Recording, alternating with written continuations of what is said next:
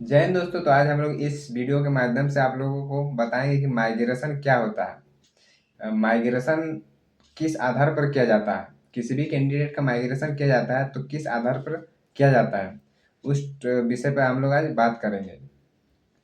तो चलिए शुरू करते हैं। जैसे कि मान के चलिए आप लोग ओबीसी के कास्ट से आते हैं, ओबीसी कास्ट से आते हैं और ओबीसी का कट ऑफ आप लोग के स्टेट में मान के चलिए 140 गया है।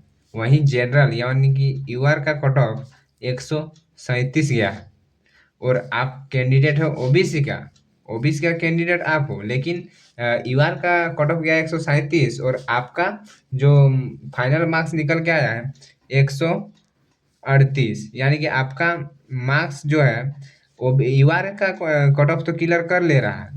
यूआर का कट ऑफ आप लोग क्लियर कर रहे हैं, लेकिन ओबीसी का जो कट ऑफ गया उसको आप लोग क्लियर नहीं कर पाए। तो क्या आपको यूआर में शामिल करके एक सीट दे दिया जाएगा किसी भी गवर्नमेंट एग्जाम के लिए? उस टॉपिक पे हम लोग आज बात करने वाले हैं। इसी को बोला जाता है माइग्रेशन।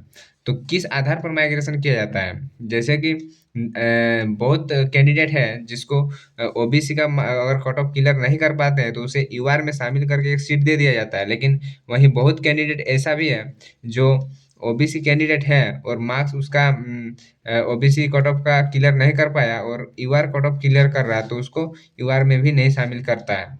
क्यों, ऐसा क्यों होता है? क्योंकि ओबीसी जो कैंडिडेट है, ओबीसी का किस आधार पर माइग्रेशन किया जाता है, या फिर ओबीसी चाहे अदर किसी भी कास्ट का हो, किस आधार पर माइग्रेशन किया जाता है, इसका होता है मेन आधार, मेन पॉइंट, जो कि है अगर आप ओबीसी कैंडिडेट हैं, अगर आप ओबीसी कैंडिडेट हैं और ओबीसी का कोई भी लाभ, कोई भी फायदा आप लोग नहीं ले रहे, जैसे कि बहुत कैंडिडेट है जो जिसका मान के चलिए एसएससी जीडी में ओबीसी का एज एज जो है 26 साल तक है, वहीं यूआर में 23 साल तक है। यूआर में 23 साल तक आप फॉर्म अप्लाई कर सकते हो, ओबीसी में 26 साल तक।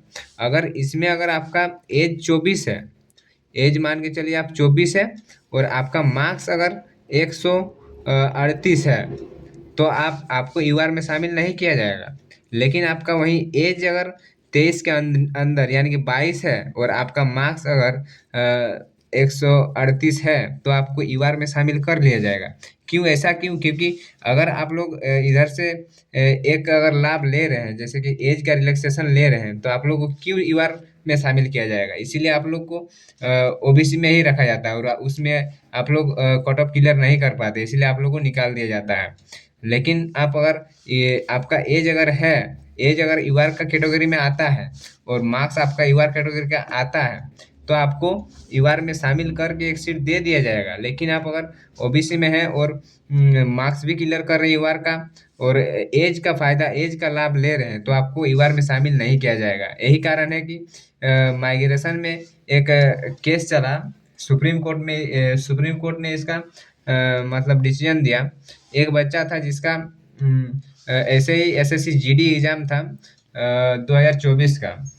उस स्टूडेंट को मतलब उस स्टूडेंट ओबीसी कास्ट का था और उसका वो एज रिलैक्सेशन लिया था। 26 साल है, इसमें उसका 24 की 25 था। वो एज रिलैक्सेशन लिया ओबीसी कास्ट से, फॉर्म अप्लाई किया और वो बोल रहा कि हमको यूआर में शामिल करो। मेरा मार्क्स तो ओबीसी का कट ऑफ क्लियर नहीं कर पाया, लेकिन यूआर का मार्क्स कट ऑफ क्लियर कर दिया, तो हमको यूआर में क्यों नहीं शामिल किया गया? उस बिहेव पे उसने कोर्ट केस किया था, तो सुप्रीम कोर्ट ने उसको डिक्लेयर करके बता दिया कि इस हिसाब से आपको यूआर में नहीं शामिल किया जाएगा। अगर आपका अगर एज कम रहता और मार्क्स इतना यूआर का रहता तो आपको यूआर में शामिल कर लिया जाता। लेकिन मार्क्स आपका यूआर का है, लेकिन आप फायदा ले रहे हैं ओबीसी एज फैक्टर में फायदा ले रहे हैं ओबीसी कास्ट का, तो आपको यूआर में शामिल नहीं किया जाएगा। यही होता है माइग्रेशन, यही इसी को बोलते हैं माइग्रेशन। इसी में ऐसे ही होता है माइग्रेशन। जय हिंद, जय भारत। तो इसी के साथ हम लोग इस वीडियो को समाप्त करते हैं।